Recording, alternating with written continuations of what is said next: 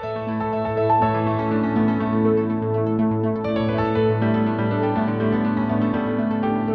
friends, welcome back to the Journal Feed. My name is Nick Zelt, and this is the only place to get spoon-fed the latest and greatest of emergency medicine. We are trying to keep you up on the literature and make that as easy as possible by spoon-feeding you all of the research.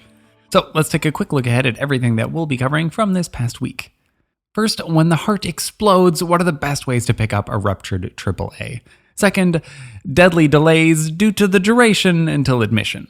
Fourth, clear as mud recommendations for the treatment of diverticulitis. Fourth, will that trauma be for here or to go? Helping EMS make up their minds. And lastly, a finger on the pulse, or forget that and just put a probe on it. Now, if you're hearing this, then you are not currently a JournalFeed subscriber, and so will not be receiving the full JournalFeed podcast, only receiving a portion of the past week's articles. Don't worry though, I pick my favorites. But if you would like to get full access to the podcast and blog, then you can become a member. All the details for that are at journalfeed.org. Remember that we don't ever want money to actually be a barrier to patient care though, so if you're having any trouble affording a subscription, please reach out to us and we'll help you out.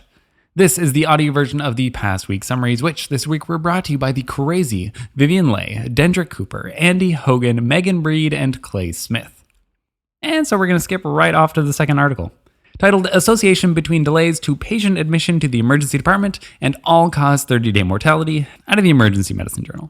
Now, I like to tell myself that the reason that patients don't stick around in the emergency department isn't because they don't like me, and it's not because I'm a bad doctor. It's because they're going to get better care if they get admitted and get the heck out of there.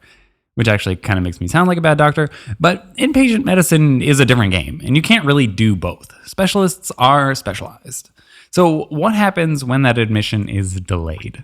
This study was a cross-sectional comparative retrospective observational study conducted within a large NHS database of all patients admitted to the hospital from emergency departments in England over a 2-year period until March 2018.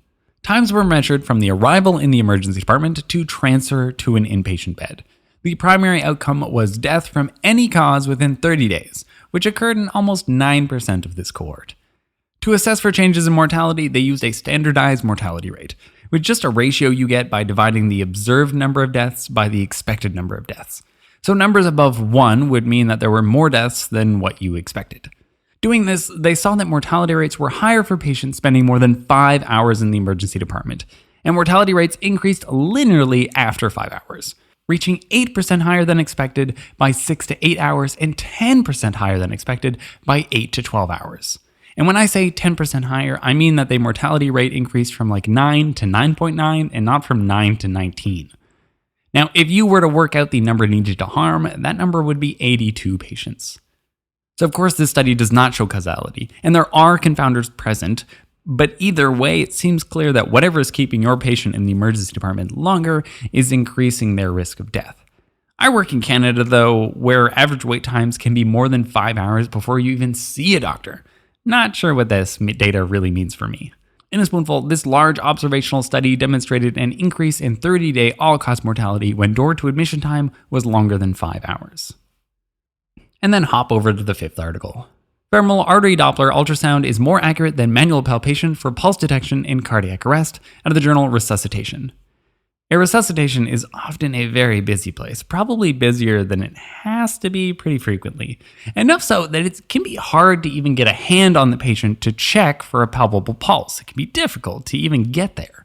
Never mind that it's not always easy to feel a pulse even in the best of times, let alone when the patient has, let's call it a generous body habitus, and you're in a high-stress environment.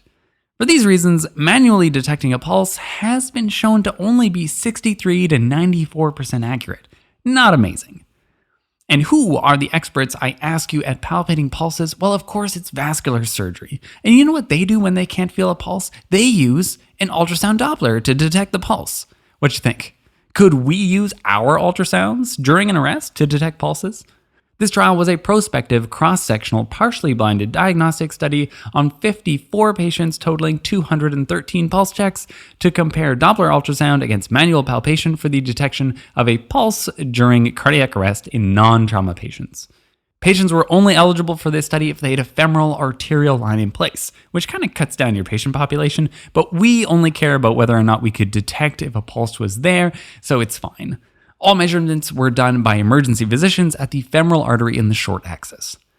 All right, Doppler ultrasound was more accurate at detecting the presence of any pulse. I'm talking like 40% more accurate at 95%. So there was no competition on that measure. But palpating a pulse means something more than just that there's a pulse there. It also means that the pulse is strong enough that you can feel it. So Doppler ultrasound was less accurate and less specific at predicting when a pulse also came with a systolic blood pressure over 60 millimeters of mercury. Manual palpation was better on both those fronts. Ultrasounds are smart tools though, so you can calculate the peak systolic velocity of any pulse you find, and with that, values over 20 centimeters per second was found to be the optimal cutoff in this study for pressures over 60 millimeters of mercury systolic.